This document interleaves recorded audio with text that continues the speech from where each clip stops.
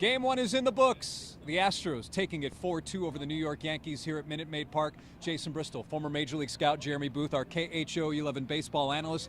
Jeremy, big picture. What did you think of this game, and what do you think of this series now moving forward? Look, what I'm thinking about, what I just saw, it doesn't change anything from a standpoint of what I expected when the series began. Before we got to the first pitch, this is just not a better team with the Astros. They got to play better baseball. Still got to win. It's nice to see Justin Verlander get back on track. A lot of pitches in 6 innings, but stronger as the game went on. Showed some feel early for the fastball. When you're looking at this New York Yankees club, if you get into the bullpen, it's a long night. Like, you got to get to the bullpen Yeah. early. It's a long night. You know, they have a chance to come back tomorrow. Framber Valdez be Framber Valdez, even half of Framber Valdez against this lineup. It's a dangerous lineup. It's not a very hit lineup. It's a power lineup. Hit strikes hard really means try the baseball at anything you see. And that's the hitting philosophy they have over there, and you see that tonight. Justin Verlander, you touched on it. Verlander struggled early. He had some mechanical issues of what he told us after the ALDS, from the ALDS game one. Pitched through 45 pitches in those first 2 innings, but then went on a roll around about the end of the 3rd inning, because he struck out the final 2 hitters in that inning. He struck out the side in the 4th, and then struck out 2 of the 3 hitters in the 5th, 2 of the 3 hitters in the 6th. That's what Justin Verlander does. He is able to make adjustments on the fly, and I have to believe going in, you did not think that we would see a repeat from what we saw in game 1 of the ALDS. No, I didn't think we'd see a repeat. You know, I remember scouting Justin Verlander as a professional, and I went in to see the Tigers. It's funny, I had the Tigers and the Yankees in the same year, totally different opposite ends of the spectrum. But the Tigers staff that year, Verlander, Porcello, those guys, right? Verlander goes out and he's 91 in the 1st inning. In the 8th inning, he's 98. Okay, and that's what he's done his entire career. He gets better as it goes on. He has innate feel for what he does in his delivery. He's able to understand it better than most people and make adjustments on the fly. What you have to do at this level, you have to make adjustments on the fly, pitch to pitch, field to field, adjust, because everything changes every time the ball is thrown. Without seeing another start like that, you're not still going to see 9 shutout innings. You're going to see a quality start to keep his team in the game, give him a chance to win, and that's what they needed, and that's what they got. Center field has been a bit of an issue this season. Jake Myers has not worked out. Chas McCormick has been out there, Mauricio Dubon at times.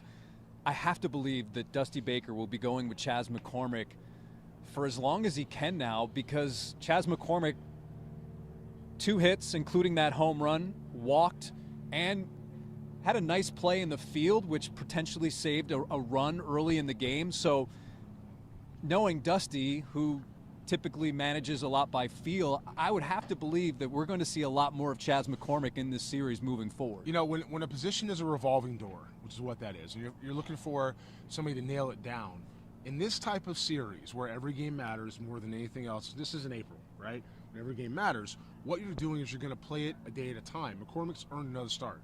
That's where you look at it. Is there another start? You drive a ball out to right center field the opposite way. You make some defensive plays. You get on base. You've earned another turn in the lineup. That's all that's going to be. Now, if day 2 or game 2 he goes out, it's a 4 with 4 punch outs. Game 3 you're looking at something else, or maybe he's still the right guy. But either way, he's earned another day in the lineup. So it was good to see some production out of the bottom part of that lineup tonight. It was good to see Yuli Gurriel hit the hanging slider, even though he's not hitting 8th. But it was good to see McCormick do that, and the team find some production from places they needed to pull out the win. As you can see behind us, the grounds crew getting the field ready for a night here, and then we'll come back tomorrow at 6:30 for game 2. Jeremy Pena continues to just elevate his game in the postseason. Coming into the postseason, that was one of the question marks I think a lot of people had. Carlos Correa was such a leader for this team in the postseason, in the playoffs. And Jeremy Pena was one of the guys that we spoke to before the ALDS, and he basically said, I'm going to treat this like any other series. And when you consider what he did against the Mariners, and then tonight he goes 3 for 4, 2 doubles off Jameson Taillon, who I don't believe he had seen yet in his career, and then the home run in the 7th. Jeremy Pena, listen, I don't know if he'll be a star like Carlos Correa was, but this guy is really, it's rare to see a rookie up his game in the playoffs. Yeah, we call that a slow heartbeat. He slows it down. The moment's not too big for him. You know, we talked about the start of the year when he got here. It didn't matter what he hit. He could hit 450 or 050. Didn't matter. He had to do what he was here to do, and that's play defense, right? He's done that. He's provided more offense than I think most people expected, unless, you know, the Astros may say they thought that was coming. But from an objective standpoint, you probably don't think that's going to show up in year one, all right? What you do get is you get somebody that plays the game the way you're supposed to play, fits right in with this club, and I don't want to say the city is forgetting about Carlos Correa, but what I would say is that the loss doesn't feel like a loss anymore because he's plugging in that hole and he's doing what he's supposed to do and then some. And when you get into this situation with a slow heartbeat, man, Bregman gets better, McCormick gets better, Gurriel gets better because they don't have to worry about a kid in this series who he doesn't belong. He's doing what he does. Well, let's be frank. This Astros lineup, while it's very, very good, there's a lot less room for error, if you will, because there isn't a George Springer anymore. There isn't a Carlos Correa, and other guys need to step up, and Jeremy Pena's doing just that. Now, from a Yankees perspective, if you're in that Yankees clubhouse, you're Aaron Boone, what are some of the positives you can take out of this game? Are there any? Man, I wanted to talk to Booney earlier and just grab him and say, hey, man, for real? Like, you know, because I look at... What do you mean? What do you mean for real? Because, you know, over the regular season, this was the best club. I mean, in the AL East, right? This was the best club. And it was the best team in the American League up until August or so. That never felt right to me. I know that the record said what it said. It just never felt right. The Yankees are put together to bludgeon people for 162. They're not put together to win in 7 games. And... you saw that tonight. You get into the bullpen and the game turns. You saw that with some of the swings and misses and even Harrison Bader's home run, right? It's the Bronx Bombers all over again without the extra hit tool. What made the Yankees so good in the late 90s, mid to late 90s and 2000s when Gordon Blakely and those guys are over there, you know, putting that team together, Bob Watson, and in the Brian Cashman early years was that they played the game. They hit, they executed, they stole base, they did all those things. And then somewhere that went away. And the Yankees have had a dangerous club every year we've seen them.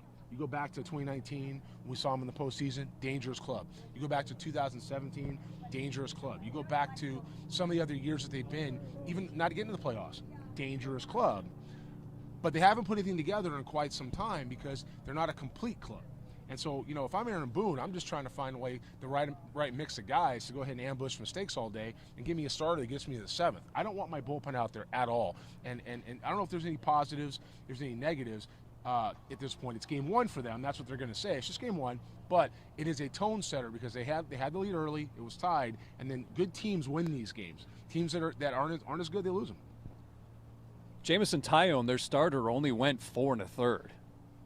And then you turn it over to that bullpen. And listen, Schmidt, I had mentioned this to you earlier. Yeah. He had allowed, I think, 5 home runs in 50-something innings, which is very low for a reliever. And then he comes in the 6th and gives up 2. So maybe that was just bad luck when it came to that guy. I don't know. I look at their club and look at their relievers, and they scare me. Look, it's the big leagues, and I have to say that because you got to have respect for the big leagues. These are the 1% of the 1%. I'm not trying to. When you're talking about this level, and you're talking about the guys who are on the other side, the Bregmans, Altuves, Alvarez's. If I got Clark Schmidt facing those guys, like I'm not comfortable. Even if I have Aroldis Chapman, I'm not. We've seen that here too. Not on the roster, but I'm not comfortable. That's a consistent hitting club over here versus a dangerous club over there. So at any given time, you make a mistake to Yuli Gurriel, especially a guy who slowed down a little bit with his bat speed that we've talked about, man, that thing could be in the boxes. That's where it was. And that's what you got. The more impressive thing for the Astros against the Yankees, and this is what would scare me if I'm Aaron Boone, is I got Chas McCormick going out to right center field. I got Clark Schmidt still, right, coming in and leaving some out over the plate, and I got a guy that I don't expect to hit a thing. He's driving the ball to right center field out of the ballpark. That, to me, is a problem. It means there's no confidence on the bullpen side, and the mistakes are not going to be missed, and now you're down 1-0. Jason Bristol, former Major League scout Jeremy Booth, our KHO 11 baseball analyst, wrapping up this 4-2 win in Game 1 of the ALCS for the Houston Astros over the New York Yankees. Jose Altuve certainly had a rough ALDS. Certainly the 0 for 8 was really hard to watch in Game 3. Jose was 0 for 3 with a walk. Some of the players prior to the ALCS said, listen, this is a slump. Come on, this isn't a slump. If this was the regular season, I mean, to go hitless in a few games is nothing. What did you see from Jose Altuve tonight?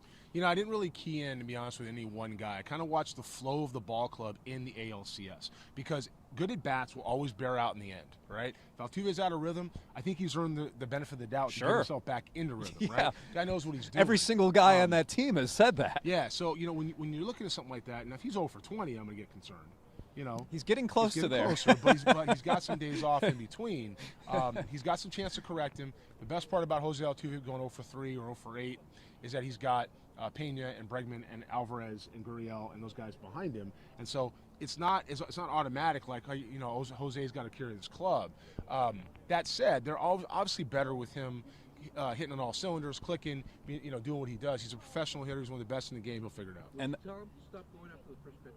No, but okay. So Sergio Soto, our photojournalist, said here, photojournalist just said, going after the first pitch. Well, here's the thing. That's what Jose Altuve does. I mean, he attacks first pitches, yeah, and I don't think you want to change the way you go about your business. And certainly, it's been successful for him going after first pitches. You guys been doing this for a long time. You're not going to change who he is overnight. No. I understand what we're getting at is that if you think a guy's in swing mode, which he is early, he's always in swing mode, though. And you miss, and he may chase. Then, yeah. You know, you can execute. Then you're down 0-1, or it's off the end of the bat. But the reality is that the guy's one of the best hitters in baseball still. He'll be one of the best hitters in baseball next year. This is his approach and his plan. He's in swing, no. Yes, no. You've got to keep him right there and let him hit his way out of it. And again, this team has won 4 playoff games with him not getting a single hit. So there really isn't a lot of pressure on him at this point, I would say. Maybe internally there's pressure on him. He's putting pressure on himself. But when you look at the overall scheme and the overall idea of what's happening here, the Astros have won every single playoff game they've played thus far. It's the best team in baseball. I mean, it is the best team in baseball. Now, being the best team in baseball doesn't mean you're going to win the World Series. Yes. But it means you're the best team in baseball. They're better than the Dodgers. They're better than the Yankees. They're better. Well, they're better than the Dodgers because the Dodgers aren't playing anymore. Even the Dodgers' record, those 111 wins. Yes. There, right? I mean, they're better than the Dodgers. They're better than the Padres. They're better than the Phillies. They're the best team in the game. If they go out and execute what they're supposed to do, they're going to run away with this World Series. The NLCS doesn't scare me, other than the fact that it's the World Series if they get there, and whoever comes out of that. You have 2 very hungry teams over there. Yep. And I don't want to get too far ahead because they still have to take care of the New York Yankees here, and they're still the New York Yankees. But that said, they're just better than this club. And no matter how many times I look at the rosters and how many times I analyze what's going on, look at the stats, look at the advanced stats, look at watch video, even talk to the scouts to double check my own eyes. This club it has an uphill battle. The Yankees have a gigantic uphill battle to beat the Astros, and the Astros can put this one away in 4 or 5. If it gets beyond 5, we'll be a little bit surprised. I don't see it getting to 7. It's got a real good chance to come back, to not come back from New York and end right there. Now, if you wanted to get nitpicky about this 4-2 win, I think some could argue that maybe Dusty stayed a little too long with Rafael Montero. Montero ran into some issues in his appearance, and then they had to bring in Ryan Presley to get the final out of that 8th inning. Yeah. Is that what you saw? Well, you did tell me. You go, yep, time to go get him, Dusty. And Dusty did not, and then he walked Donaldson, and then Presley came in. So well, I think he left Montero in for one batter too many. Yeah, but in his defense, if he can get through Donaldson, who doesn't seem like he can hit water if he fell out of a boat at this point. He had struck out 3 times. If you get to Donaldson, you can get through Donaldson, you can save Presley, okay? Now, to me, I'm watching what Dusty does in situations like Christian Valdez last year, where you have Christian Javier? Yes, I'm sorry.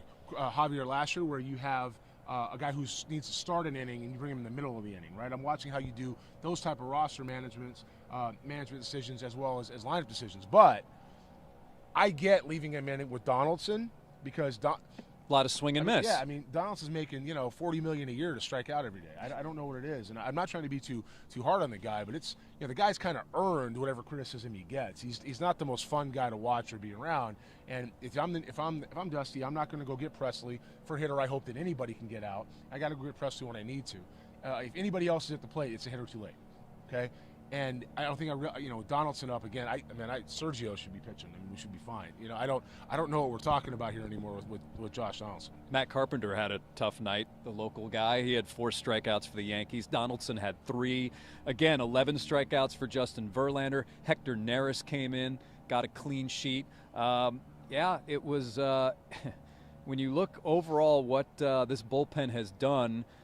They were charged with 1 run in this game. That would be the home run, Anthony Rizzo in the 8th inning. But again, this is the best bullpen in baseball, and it continues to show that in the playoffs. And what's really good for Astros fans and the Astros organization is that these guys have not thrown a lot either. Well, Montero did throw a number of pitches tonight. He was in the 30s, but moving forward, I don't really think that's going to affect the pen tomorrow because you've still got Stanek and you've got some of these other guys. The Astros pen's fine. Yeah, they're fine. When you're looking at these two clubs, and you said something that resonated about Rizzo's home run. It was 4-2 game.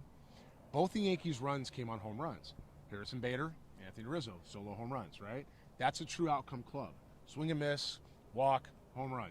Swing and miss, walk, home run. Their pitchers do the same thing. That's what they call true outcomes in baseball. Right. The Astros, however, they play the game. They move runners. They hit behind guys. They hit extra bases. They hit line drives. And in the playoffs, that's a better team.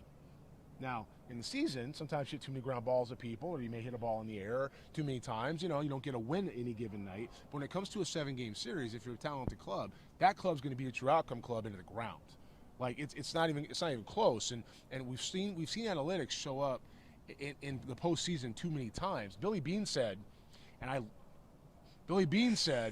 he said, my stuff, and I'm cleaning this up a little bit. Yes, my please stuff do. is designed to get to the playoffs. Once you get to the postseason, it's all luck.